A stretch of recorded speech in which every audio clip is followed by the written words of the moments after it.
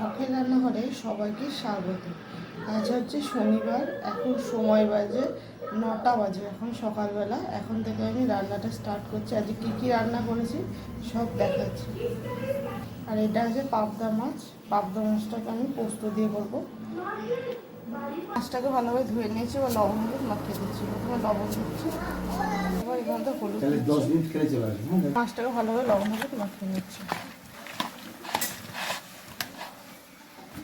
মাছটাকে লবণ হলুদ মাখানো হয়ে গেছে। আর হবে কলমির শাক ভাজা। এবার আমার পাবদা মাছটা রান্না হয়ে গেছে, সর্ষে পাবদা। আমার পাবদা মাছটা রান্না হয়ে গেছে, পোস্ত পাবদা করেছি।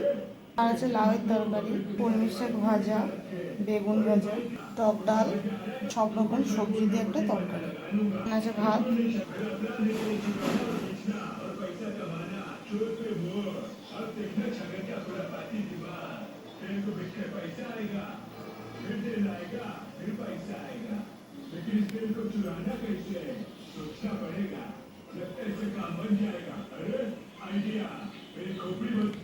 আজকের দুপুরের মেনু আমাদের